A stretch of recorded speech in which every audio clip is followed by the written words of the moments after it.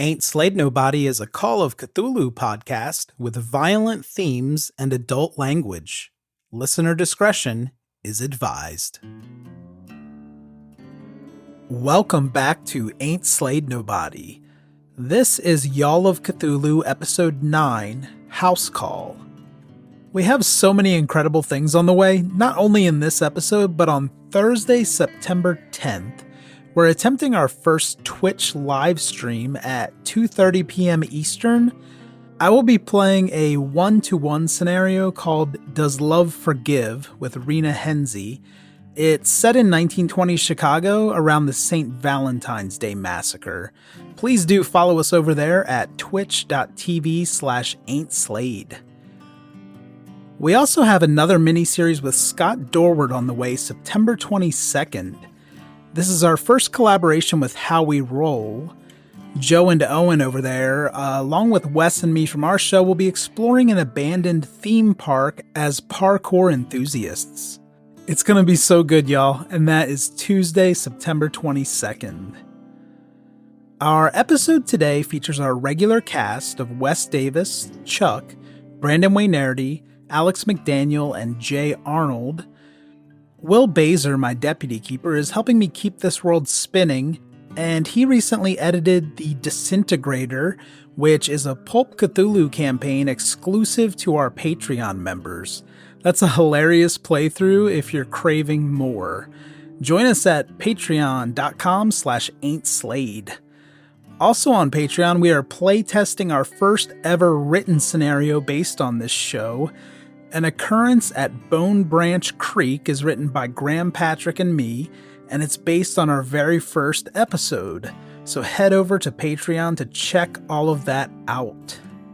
Our theme song, Dead Man Walking, is by Cody Fry, and some music selections in this episode were created by Graham Plowman.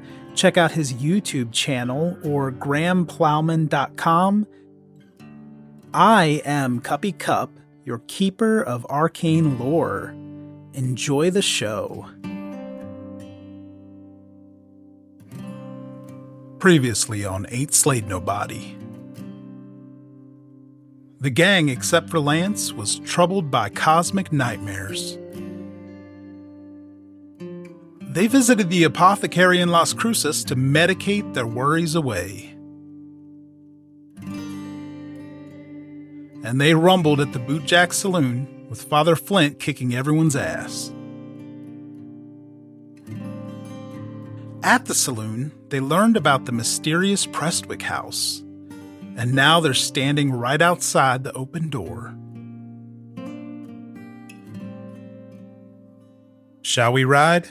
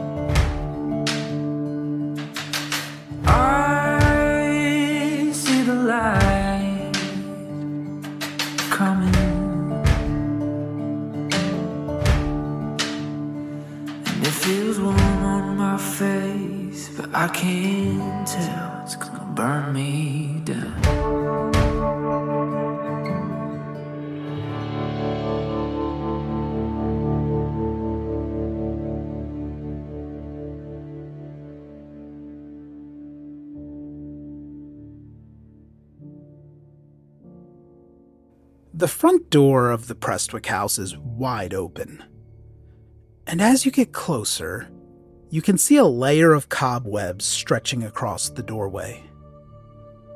The white paint around the door is flaking off, and the whole house is sagging on its tired bones. You can make out a narrow entryway just beyond the opening, but those filmy cobwebs are obstructing your view. Anybody want to take point going in that house? Nope. After what happened in that cave, I ain't going first. You were the first one to discover the bone pile and the goat man in the cave. No, fuck that. I'll go. Okay, Sheriff Bishop takes point to enter the house. Can I brush the cobwebs aside to walk through? Yeah, you push the cobwebs out of the way with your arms as you're walking through the front door. The penitent man shall pass. Penitent. The penitent man kneels. Oh yeah, it's just like that scene, but thankfully without the ancient saw blades. Ellie, you can start peeling the more stubborn cobwebs off of your sleeves and step further into the house. There are 2 steps leading down from the foyer into a recessed great room, and it looks to you like a combined dining room and parlor. You're stepping into the dining area. The interior of this house isn't in great shape, but it is surprisingly cozy in some way. It's a bit smaller than you expected. There's this handsome wood trim running around the bases and crowns of the walls, but it's all a bit faded with moldy splotches here and there across the baseboards. Is there any rubbish? There's a little bit of rubbish. It's mostly scattered around a limestone fireplace, and that's situated behind a large wooden dining table. There are just 3 seats at the table, and there's nothing else on or around the dining table. The parlor is on your right, and on your left there's a doorway that looks like maybe it leads into the kitchen. That would make sense. And on your immediate left, before that doorway, there's a staircase leading up to the 2nd story. Does that stairway ascend to? Applebee's. Oh. So it is a stairway to heaven. Am I the only one in, or are they following me? Johnny's following you in. Everyone's coming. Okay, you're all walking in huddled up like Mystery Incorporated, and as you do walk in, you hear the creaking floor beneath your feet. You do notice some other furniture left behind in the parlor, but the house doesn't feel occupied to you. Most of the larger pieces of furniture seem to be attached to the walls. And there are 2 comfy-looking chairs left behind in the back corner of the parlor, and there's an end table in between them. Can I take a close look at the attached furniture? It is unusual. Sure, give me a spot hidden roll for that. I rolled a 12. Other than noticing that it's been built into the walls, the furniture doesn't look particularly interesting. Although on the hard success, you do notice something peculiar about the way the drawers of the desk and the large cabinet doors in the center of the bookcase are cut. The shadows on those they're wrong. They look shallow to you. Can I try to open the desk drawers? Yes. When you try to open the desk drawers, Ellie, you pull on the handle and realize that they're fake. What do you mean they're fake? They don't open. They're just, like, carved into the desk. Maybe they're ornamental, but it seems like they should open. It's a desk. And now that you're curious, the handles and the wood, you realize it's all very thin and hollow. Nothing has a solid feel to it. It almost strikes you, Ellie, as replica furniture rather than anything functional. Huh, that's weird. And Ellie knocks on the desk so everyone can hear this. All of you hear the hollow knocking. Ah, okay. Yeah. And the echo in this house almost makes it sound like someone is knocking back. Clearly. Yeah. Hey guys, something's wrong here. The furniture's fake. Uh-huh. Right. Can I try the cabinets in the bookcase?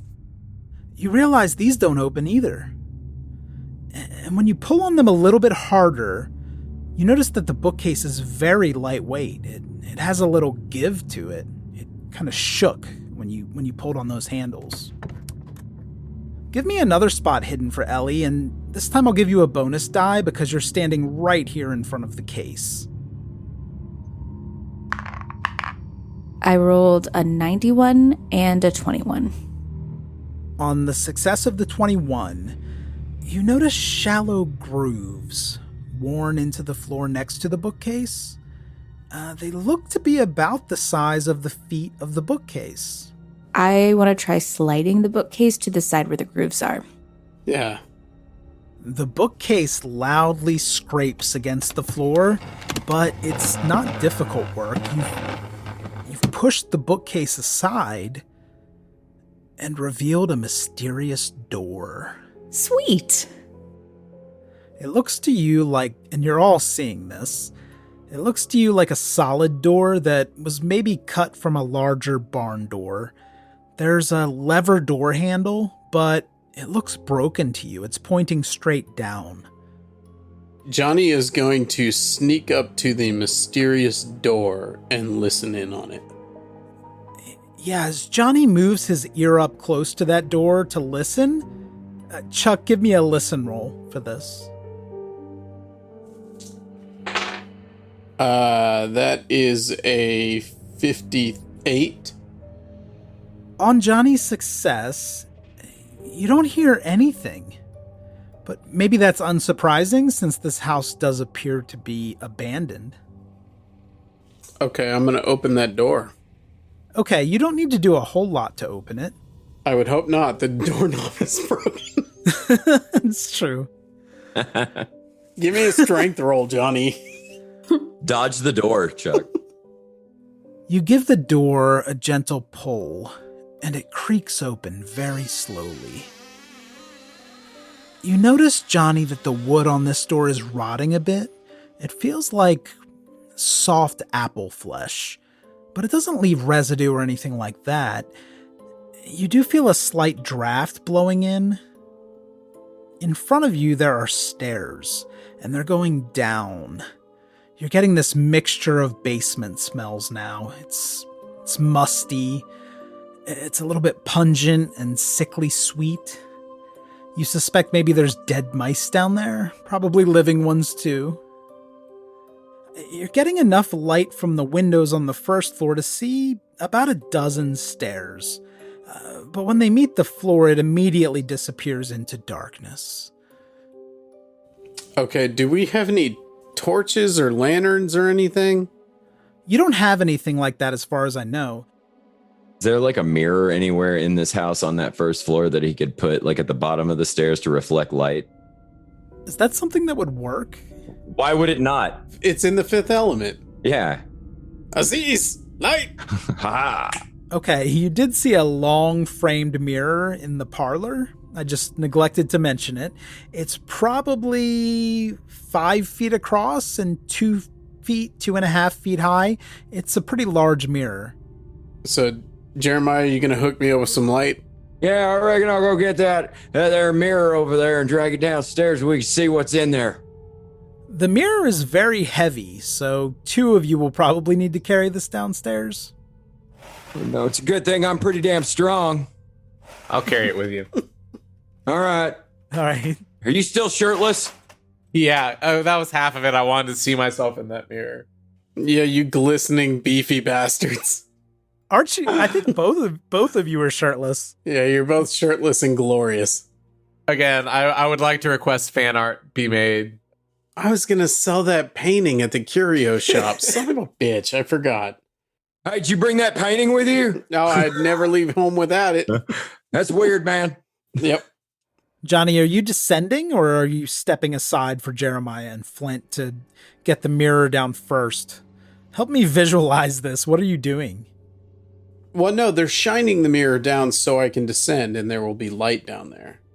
I thought we were going to have to take the mirror down and like set it at the bottom of the stairs and angle it towards whatever that opening room is so it would like illuminate that.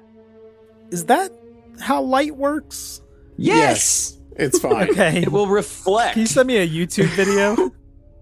I'll just send you a DVD copy of The Fifth Element. This is a thing. It would fucking work. Right, so Johnny will go down first. Jeremiah and Flint, you can follow Johnny down the stairs and on your way down, experiment with angles. See if you can light up more of this basement. If you break this, it's a lot of bad luck. We ain't got much of that left. That's probably fair. Yeah, roll a d10. See how many years of bad luck you'll all have. How the hell did I get 8? Ellie and Lance, what are y'all doing while they head down into the basement? I'll just wait until they say it's clear.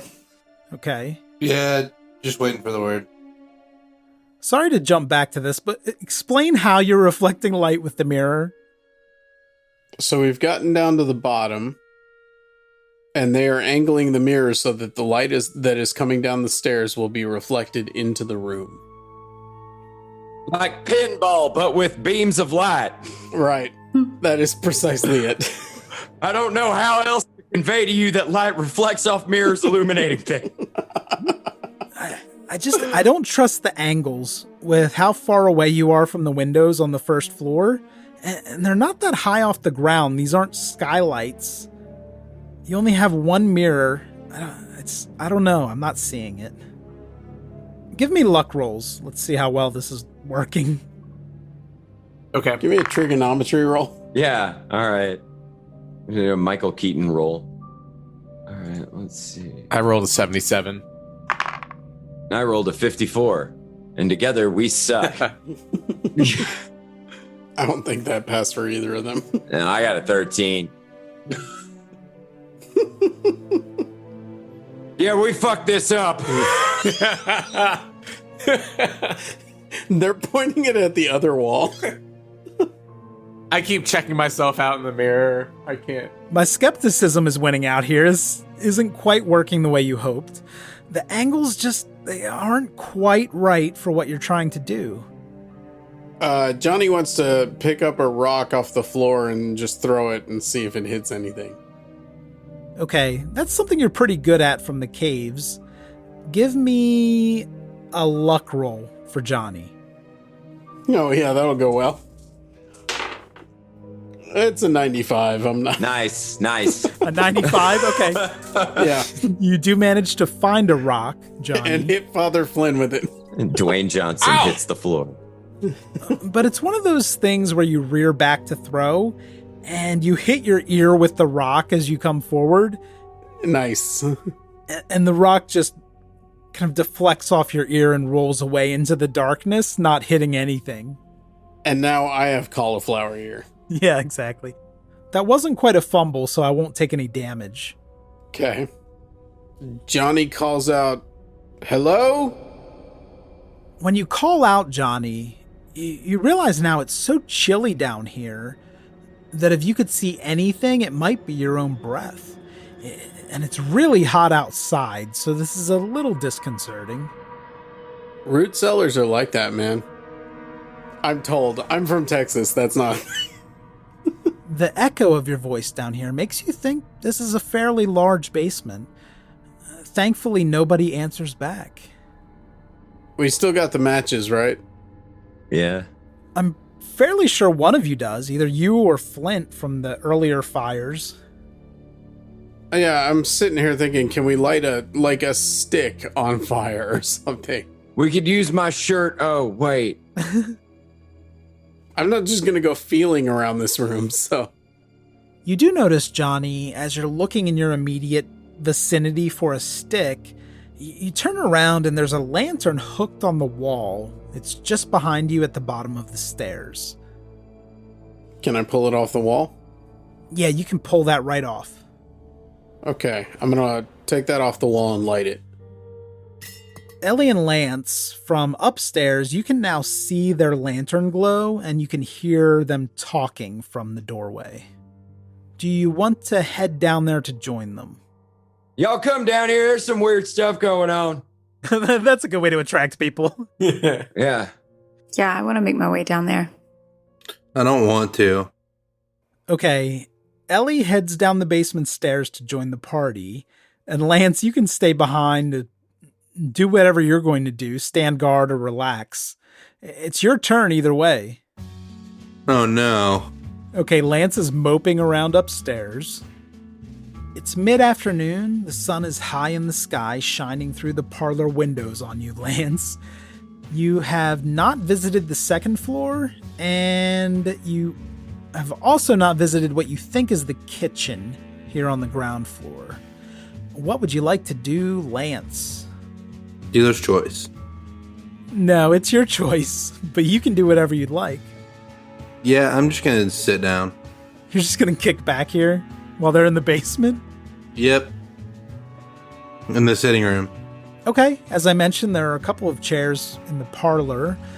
As you get closer to them, they look a little bit broken on closer inspection, but What the you think one of them seems sturdy enough to sit in. Okay, yeah, I was gonna say. Yeah, I'm feeling kind of tired. My hamstrings are a little tight. I feel like I need to just kind of take a seat. Take a break. Lance, as you sink into this chair, it's kind of a wing chair with big armrests and faded yellow upholstery. It's quite comfortable. I love this seat. And your right hand is sinking down, and you touch the top of that end table that's in between the chairs, and you feel a piece of paper there. You glance over, and it looks like some kind of list. If you'd like to take a closer look at this... No. Okay. Well, if you'd like to look at the list, it looks to you like a list of names. Give me an intelligence check to see if anything stands out to you.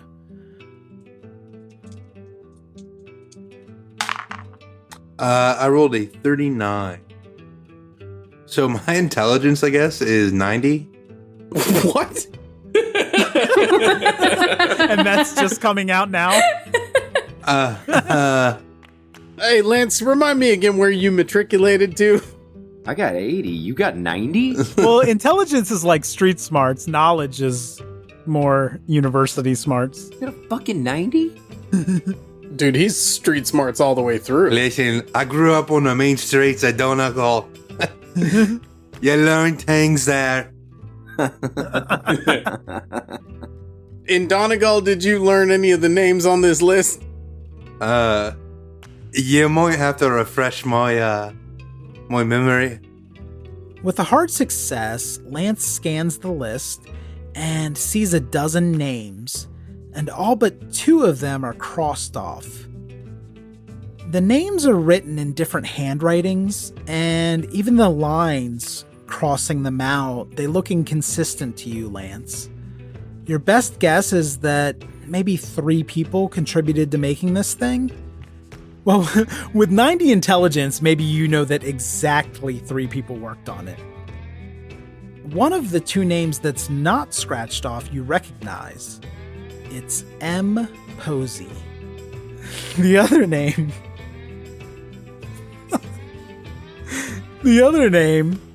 All right. I'm so nervous. This is going really well. We are all excited for this reveal. How phallic is this name? And the other... Barry name, I can't do it. It's all... The list... It's all first initials and last names. No.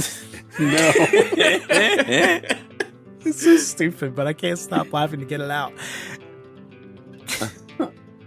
It's P. Tinkle. Dude. Are you serious right now? Fucking... It's P. Tinkle. Oh, God. P. Tinkle. Patrick Tinkle. Of the Tinkle Boys? What was his birth order? Was he number 1? It could be Patrick. You don't know. You don't recognize the name. You recognize M. Posey, and you don't recognize any of the 10 scratched off names either. I would like to set the sheet on fire.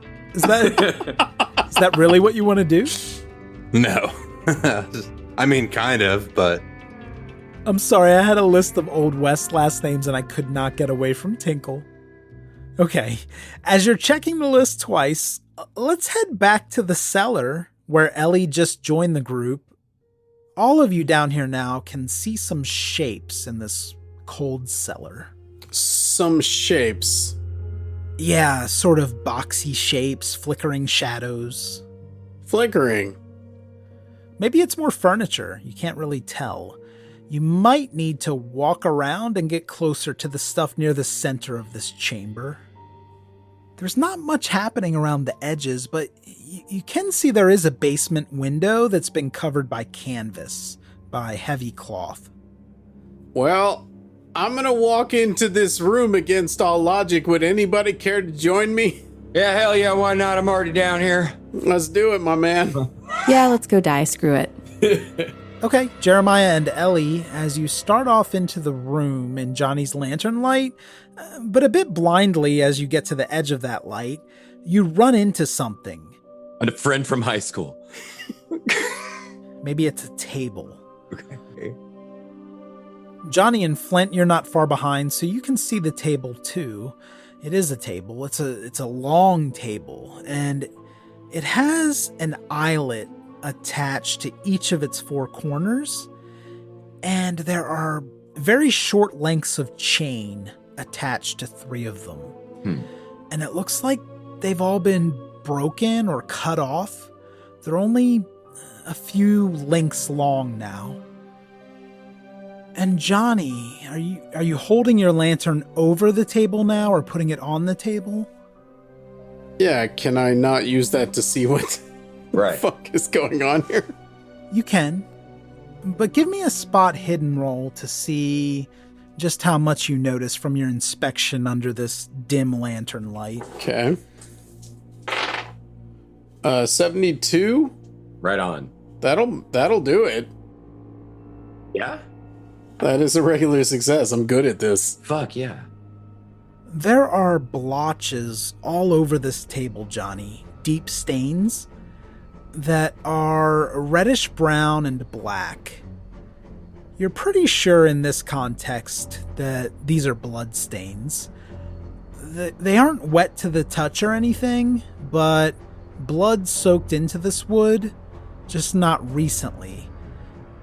And as you put one hand on the edge of the table and lean over with your lantern, that hand that's touching the table feels something. It catches the palm of your hand. Mm-hmm. Maybe it's just splintered wood, but when you look more closely, you think this might be a human fingernail that is broken off. You also see scratches in the table now, maybe from tools, but you don't see any tools here. When you look up to see if anyone else is noticing this, Johnny, you realize they all are, and they're looking at you, looking at this fingernail. And Ellie, when you look down at that, you also notice there are some pretty clear footprints in the dirt floor beside the table. Alex, give me a tracking roll for these. A tracking roll? Let's see. 32, and my tracking is 20. Do you have 12 luck to spend? Yeah, I do. I'm not going to make that call for you. I'm just saying. I'll spend luck to make it a success. Excellent. Now, Ellie, you follow these footprints, which are getting fainter the further you go, but they seem to stop at the wall. And they're accumulating here like one or more people were kind of moving around in this area near the wall. Ellie, you're right up against the wall looking at these prints, but assuming the group followed you over here and Johnny is giving some lantern light, Jeremiah, give me a spot hidden roll from about 6 feet away from the wall. All right.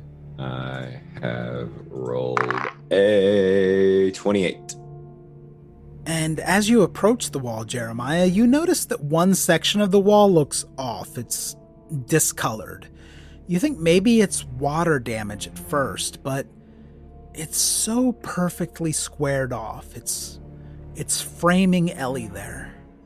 There's like an outline or a... Yeah, exactly. And All right. when you walk even closer to the wall, it's less obvious when you're in close.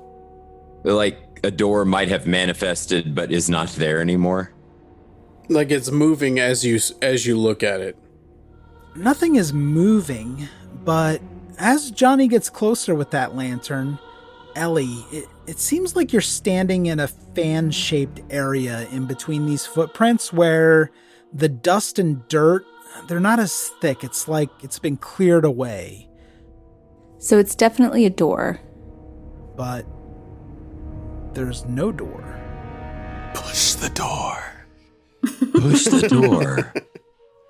Can Jeremiah attempt to open said door? Or is there no door? You can try to find a way to open a door, but you don't see any obvious way to do that. There are indications of a door, but there is no door. Okay, there's no spoon. Got it. All right. Let's see. Are you seeing that? Seeing what? There looks like there's a door there, but there isn't a door there. Like there should be a door there. It looks like there's a door there, but there ain't no door there. Johnny looks over where he's pointing. You can make out the outline of the door, especially when you take a few steps back, Johnny, but there's no clear way to open it. And you see this too, Flint. Whoever lived here must have really liked secret entrances. Do we remove a book, maybe? You don't see any books nearby. But it's just a wall, right? What is this wall made of? It's made of interlocking stones, and those have been mortared in place. These stones are in pretty good shape. There's some weeping, some watercoloration along the entire wall. They're sad that we can't find the door. I sure wish Jay was here so that we could find out if that other rock was glowing. Is that belt buckle doing anything? Fair question. Can I take a little peek at my belt buckle? Behind my belt buckle? Yeah, there's nothing happening with the belt buckle at the moment, but it does feel a little colder to the touch than usual, probably from being down here. Johnny, you're feeling a chill, and the way you're feeling, it reminds you of being a child, alone and afraid in the dark, and you're sensing moving shadows, like you're being watched. But when you adjust your lantern, there's nothing there. The longer it takes to work out this door, the more this feeling is creeping beneath your skin. The room, it feels like it's closing in around the boundary of that lantern light. There's something there. You get the urge to just dart back up the stairs. We either got to figure out this door or we got to get the hell out of here. Something's wrong here. Yeah, I'm getting that feeling too. It's very strange in here. Since I'm the expert at secret compartments, can I feel around on the wall for a button or a loose stone where the doorknob should be? Good. So, Ellie, you're sliding your hands over the stones where you think there should be a door. And it's not easy to find. But after several minutes, after you've gone over every stone at least a few times, you realize that one of the stones lips out further than the rest of them. Can I press on that stone? Yeah, you push on that stone, and nothing happens. Can I pull on it? When you find your grip to pull on that stone, Ellie, you realize there's a narrow handle grooved into the bottom of this stone. Nothing happens when you gently pull on it, but you could give me a strength roll to do this more forcefully. Okay, let's do that. 44, regular success. Boom. The door is tight, but it does eventually loosen as you pull on it, Ellie. Let's check on Lance upstairs to see what he's doing in the parlor. Boy, does it feel good to just take a load off. Really enjoying myself right now. When we left you, you were relaxing in a nice chair reading a list of names that included M. Posey, which was one of 2 names not scratched out. We won't mention the other. As you lounge in the parlor, why don't you give me a listen roll to see if you're hearing anything from the basement or your other surroundings? Alright, so I rolled a 53. It looks like it's a 20. So I failed. Failing the roll, you're probably too far from that basement door to hear what's going on. And the only thing you hear really, you're sure it's just creaks and pops of this old house settling. So you can continue relaxing in the chair. Yep. Not really hearing anything other than your own thoughts. Yep. But as you run through that list in your mind, Lance, and you're beginning to wonder what they're up to down in the basement, you feel a heavy blow to the head. Ow. And a resonating thud between your ears, just very briefly. Sam's back. Before it's lights out for Lance. Let's jump back to the cellar. Ellie, you slowly open the stone door toward you. You end up standing behind the open door the way it opens, so you'll probably be the last one into the next room, as the others can just walk straight in if they want. Johnny, you might go first with the lantern, and you would notice that there are sconces on the walls holding unlit torches.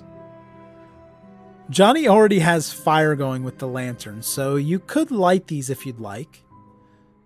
We're each going to make sure that we're double fisting torches, and then we're going to set the rest of them on fire. I'm from Ole Miss. I can double fist anything. Keep that in the episode. But make it without context. Yeah, no context. Just that's going to be our intro to the episode. As you're walking along lighting the torches, Johnny, you come upon a shelf that has a large box, and it's filled with candles. And there's a jar on the same shelf. It's not in the box, but it's a jar filled with black liquid. Johnny wants to go in and take a look at this jar of liquid. And on closer inspection, you're thinking this is probably coagulated blood. Your light is showing some reddish tint in this. Anything else on that shelf? Besides the candles and jar of blood, no. Did you all follow Johnny into the room? Yes. Yep. Yeah. Can we look around to see if there's anything else in here? Ellie, you notice that in the far corner, there's a cage. And the cage looks big enough for a large animal. It could probably hold a big cat, a lion at the circus or something. It's a bit primitive looking to you, with bars working up and down along the front and a rough canvas material as the backing. The frame is made of solid wood that's been painted. Looks like it was probably green in its prime. There is a locking mechanism on the front, but it doesn't appear to be locked. Without opening the door, though, you can see that the cage is empty. Hey, come over here and look at this. It looks like a cage. What the hell is that?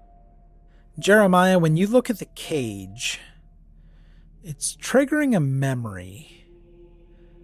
And you're trying to push this out of your mind, but you realize the cage is large enough for a human, and images are flashing through your brain, and you try, but you can't suppress them.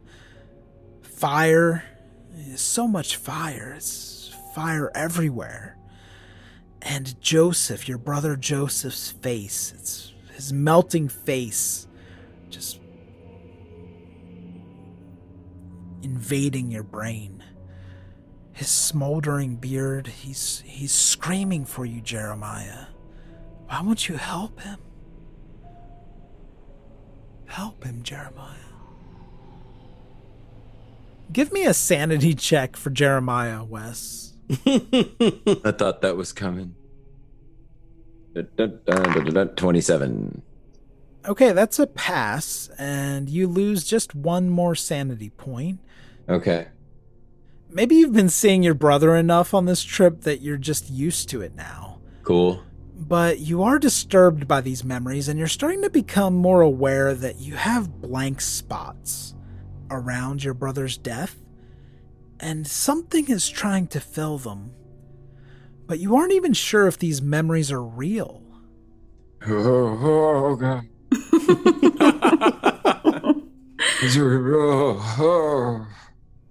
And Johnny, I'm assuming you've lit all the torches now? Yeah, and I'm still looking around. I'm actually not interested in the cage. They're looking at that. I'm seeing what else is in this room.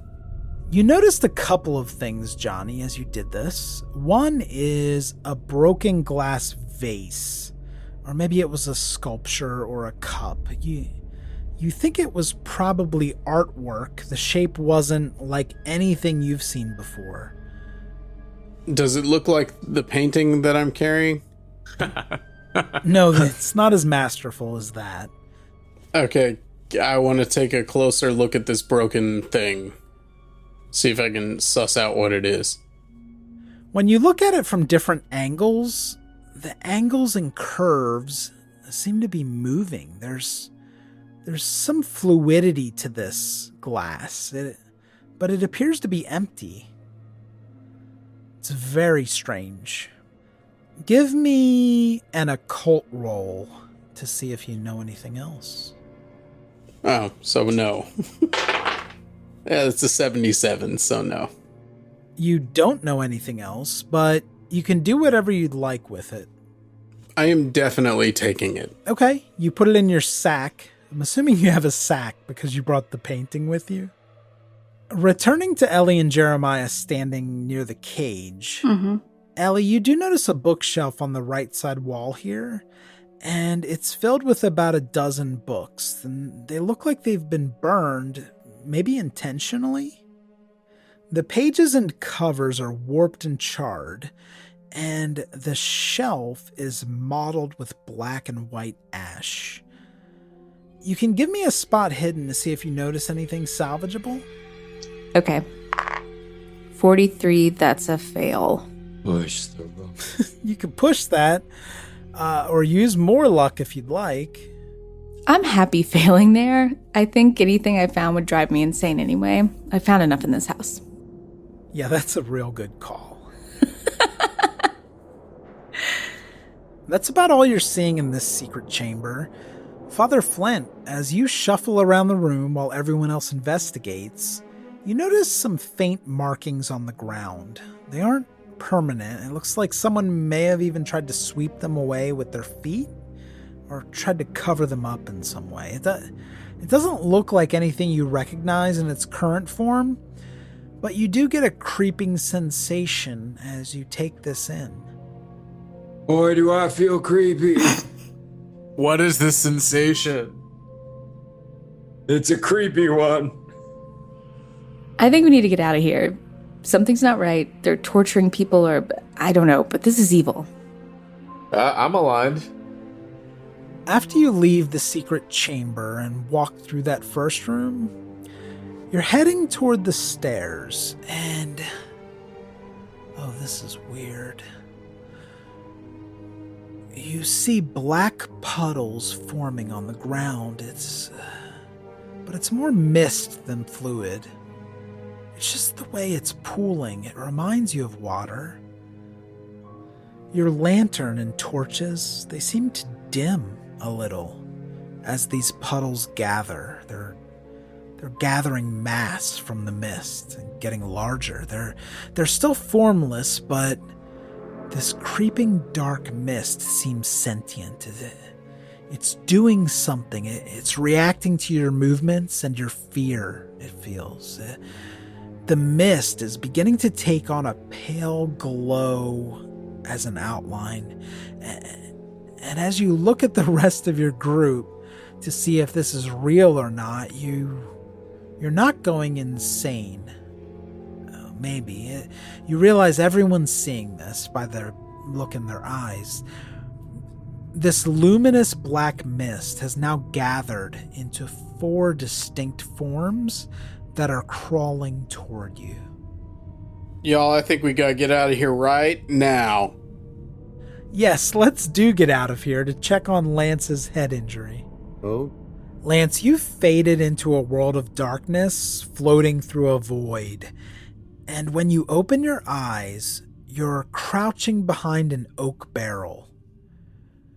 It's nighttime, and there are bullets whizzing past. The ground is dusty beneath your boots.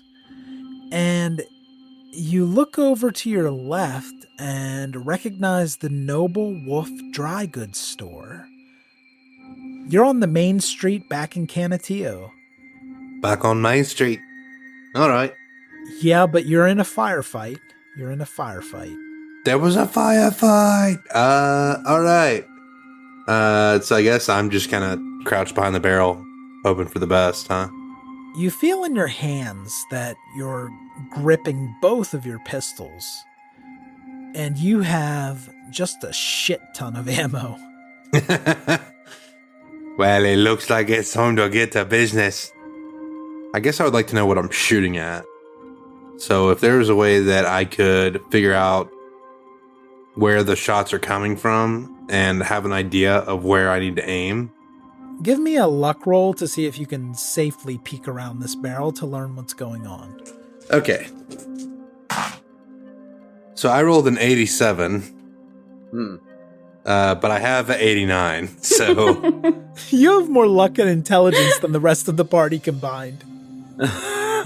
You do peek around one side of the barrel, and you can tell from the shooter's maroon scarves that they're part of that gang that beat you and left you for dead in Durango, Colorado.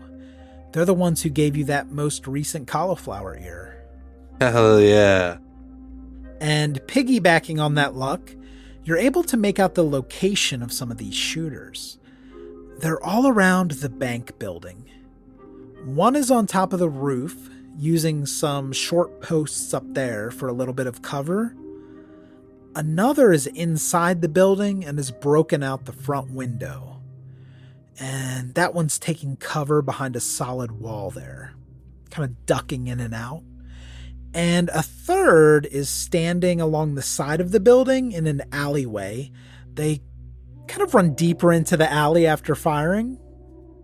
They're firing away at your barrel, which is now riddled with holes. You don't know how much longer you can stay here. The one on the roof has the worst cover, so let's start there. Give me a firearms roll for each pistol. I'm giving you full points on each one since this is your dream, and you're a badass here. Hell yeah. Okay, so I rolled a 44, which is a normal success, and an 18, which would be a hard success. Okay, wonderful. So Lance, you fire off each pistol, one after the other, and the first one in your right hand, with the regular success, the bullet cuts through the neck of that bandit on the roof. They wobble backward just a little bit before moving forward and falling face first down 2 stories into the dirt right in front of that broken window. Let's say they did a really cool flip off the roof as well. Classic spaghetti western. That guy was played by Eli Wallach. For sure. And the second shot, the one with the hard success out of your left hand, the bandit behind the window heard the scream and thump from their partner on the roof, and they peek out from behind the wall. Just as they do that, the bullet from your left-hand pistol, Lance, it goes straight through the forehead of that bandit. They also fall forward and flip over that wall beneath the broken window, and they land right on top of the other bandit in a tidy pile. His head exploded like Gallagher on a watermelon, huh? It was like Scanners, yeah. I undersold that dream headshot. So when the bandit in the alley inches up to the corner of the bank, you have a really nice long target. This is a large person. So a 22 and a 93. First, the right-hand pistol again. You fire that, and the bullet cuts through their hip. And They dramatically splat against the neighboring building and slink down that wall, falling to the dirt. I think I just turned this guy's femur into mist. There you go.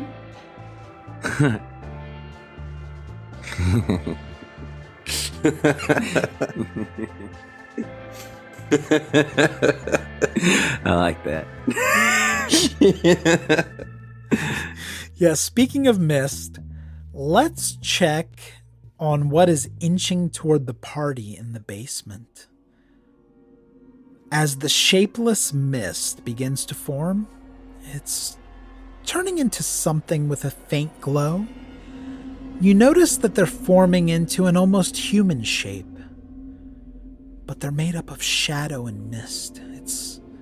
It's almost like being confronted by three-dimensional renderings of your own shadows. Y'all, I think we had better get out of here right now. Let's go. Sheriff, let's go. Yes, I am running to the stairs. I'm for sure very much okay with that decision. You can do that, Ellie, but these four shadows, they're blocking your path, so it is a risk. Does anybody have a fan? Figure we could blow them out of the way. Can we just kill him? Can we just fucking kill him? And how would you describe that happening? What are they again? Explain them one more time. They're crawling mist and shadow in a humanoid shape. Oh, it's mist. Okay. Okay, well, I want to shoot it. I'm going to turn that mist into femur. I love that. Oh, that was very good. Okay, so Jeremiah is shooting at one of the mist creatures. No. Well, no, you got to do it now. We got to keep the line. All right. Now we'll take aim at the mist. Which one are you aiming at? They're kind of grouped together here. Are you shooting for the center? What would one standard deviation from the mean to the right? I want that one. Give me a firearms check for the 45. Firearms check was 43. And on firearms, that is a regular success. Jeremiah, you fire your gun, and the bullet cuts through the mist just to the right, as you said. The mist parts for a moment, but quickly reforms.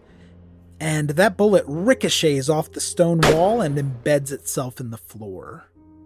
Did the mist, when it was reforming, did it take shape of a femur bone? It was a regular success, so give me that. Yeah, the bullet hit the mist exactly where you were aiming, and you felt for a moment before it reformed into that humanoid shape that it looked just like a femur. But no one else saw it. Y'all see it? I did it. Johnny pulls out his stone from behind his belt buckle and holds it up on high in front of them and says, "Be gone." Okay, Johnny does this, and it doesn't seem to have any effect. It has no effect. Okay, cool. That's one way to use a turn. The creatures continue to crawl toward your group. Do I still have the book on me? The journal? Throw the book at him. Yeah, the journal. Only because I love the idea of everyone holding up one item in inventory to see what happens. Sure, let's say you brought that with you. What were the windows covered with? Wood? No, there was one window in here, but it was covered by canvas, by thick cloth. Oh, pull that shit down. Let me just make sure Ellie's tall enough to do this. Okay. Yeah.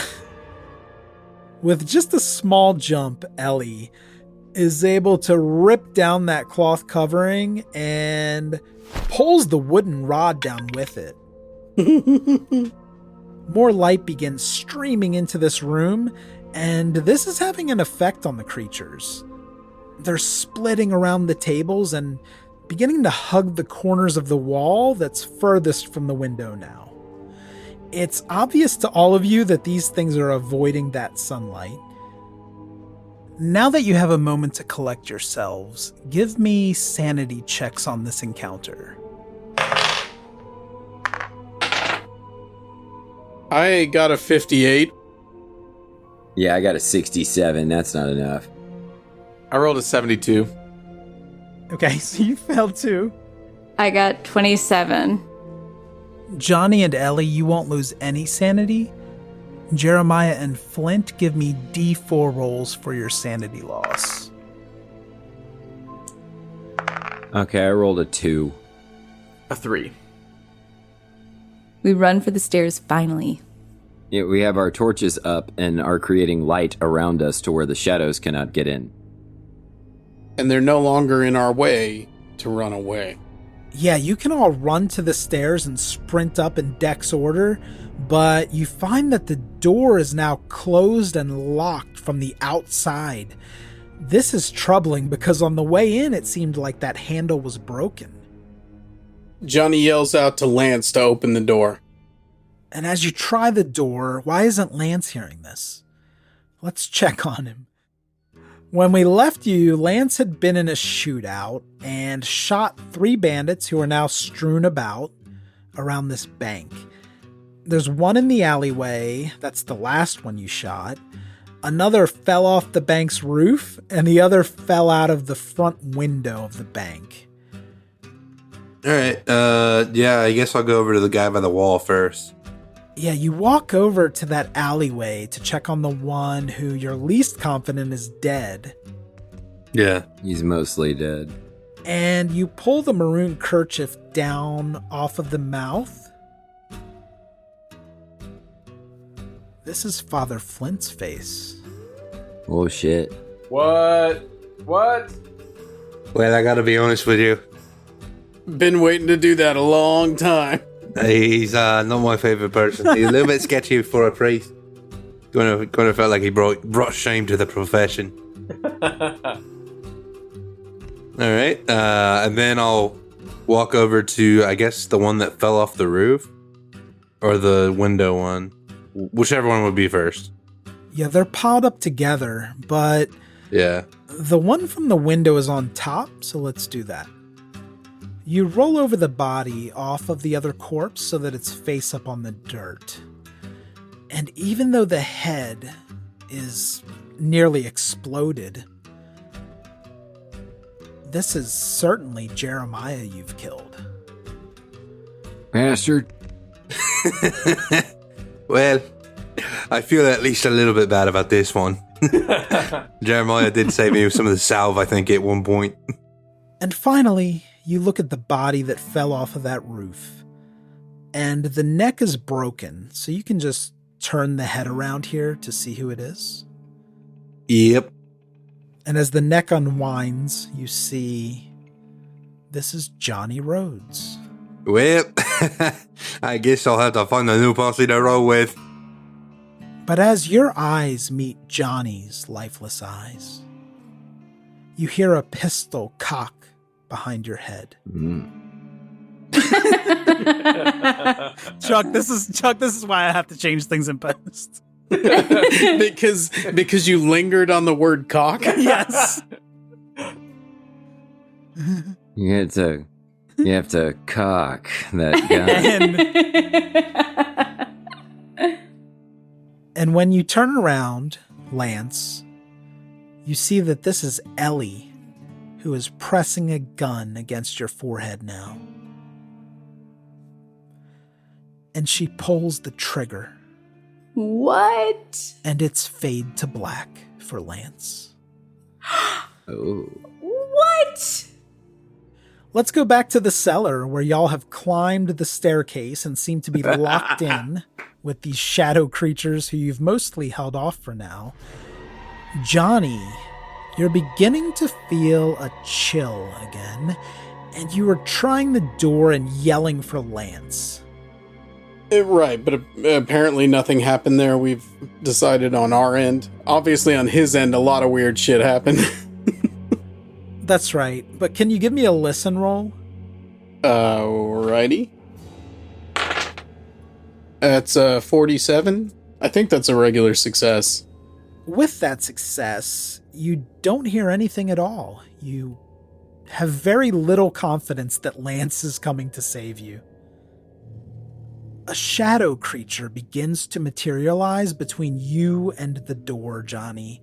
It's quite dark up here with the door closed. You're beginning to wonder if these things move under the ground or through the walls. Cool. And maybe you've backed down the stairs as this thing began to form. All right, Johnny is going to dash up the stairs and swing those two torches together at this shadow monster. Okay, I like that. You're like a fire dancer at a luau. Yeah, totally. That is actually exactly what I was picturing. Oh, I like that. Where I'm like twirling them around. You're making an infinity symbol with them across your Yes, body. exactly. I'm doing that. Yeah. I just need a luck roll from you. Cool. Not an attack roll, not dodge, certainly.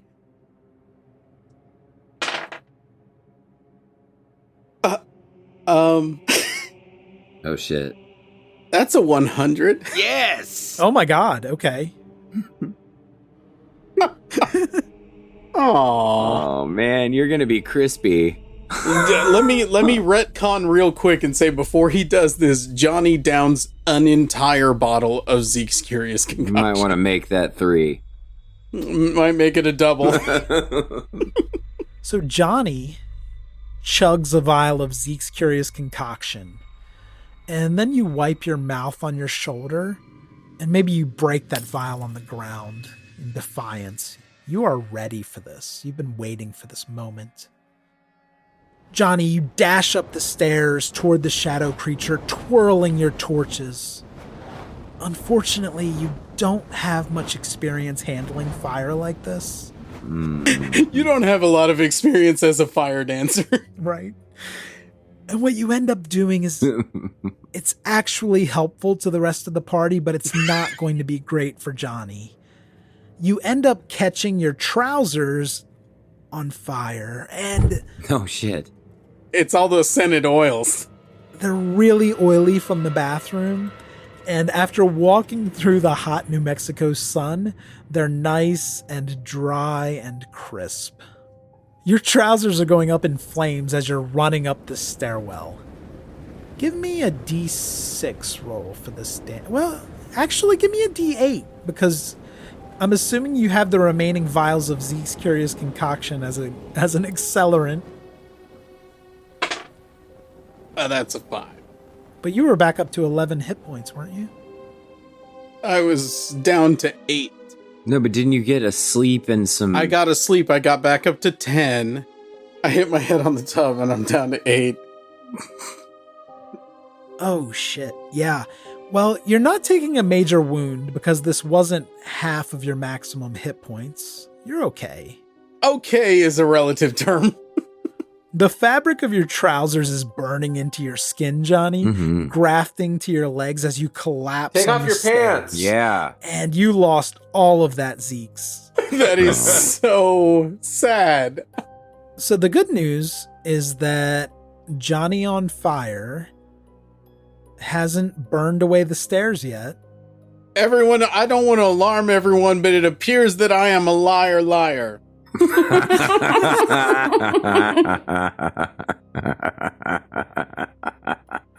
But all of that light affected the shadow creature and it disappeared beneath the stairs. Can we run into Johnny and break the door open and also like kind of put him out at the same time? Are you using him as a battering ram? Well, he's in front of the fucking door, yeah. Yeah, I love that actually. I have 3 hit points. You're not going to take damage. I'm going to do this especially lightly. I'm going to smash you through this door as gently as possible.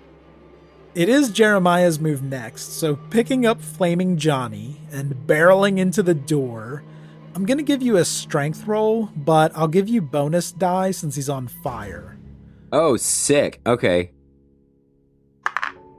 Okay, well, here's the funny thing. I rolled a 93 on the first one. But then on the second one, it became a 99. So... Wait, no, you're just rolling the 10s twice, so you rolled 93 twice. That's not great. No, it's not so good. Jeremiah, you run into that door carrying Johnny, who's on fire. But since the door is locked, the two of you just bounce off of the door and roll down the steps. Fortunately, Jeremiah did not catch completely on fire from this. You said completely. And Johnny, some of your new damage is mitigated by stop, dropping, and rolling down the stairs with Jeremiah. So just take off one more point of damage. Sure. Oh, I'm sorry, Chuck. You didn't roll my critical fail. I'm at an 8 if it makes you feel better. All right, Ellie, it's your turn now. My turn to roll? Yeah, maybe. You have a pretty clear path to the door at the top of the stairs. The shadows have dissipated. You can do whatever you'd like to get through that door. Do I still have a gun on me? Yeah, you have 2 pistols along with the rifle on your back. Let's take the rifle and blow that shit open. You have time to take aim, and it's a stationary target, so I'll give you bonus die here. Okay. 18. Ellie, you blow the lock and handle off of the door with that rifle, and it flies open, and plenty of light now is pouring onto the top of the stairs from the parlor. Perfect. Let's all run for it. Yeah, you can run right out of here. Johnny might need a little help, though. Flint's just standing around. I'm just hanging out, man. I will go help Johnny, though. I'll help him. I'll carry him out. Okay, I appreciate that. He carries you out like the cover of a trashy romance novel. Again, I would like to request fan art of this moment. The fire burns around us. Mm-hmm. That's hot. Oh, I love that. Hey, maybe we ought to get outside where the sun is. Mm-hmm. Yeah, I reckon there ain't no shadows out there. Yeah, let's go. When you step outside into the sunlight, it takes a few moments for your eyes to adjust, but when they do, you see a large group of men here standing in front of a wagon. They're very well armed and have rifles trained on you. There might be 10 men in total, and you see that Sam is with them. I told y'all we should have shot Sam.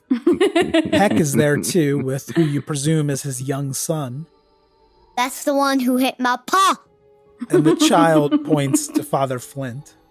In the wagon, you see a cage, and Lance is lying down inside, dead or unconscious.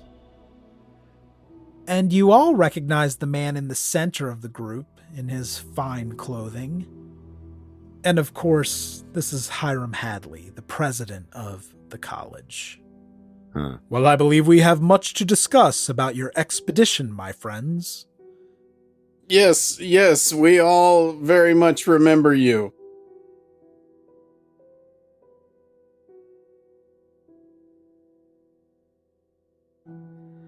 Thank you for listening to another episode of Ain't Slayed Nobody. This was Y'all of Cthulhu, and we'll be back with this arc on October 13th and the second Tuesday of every month.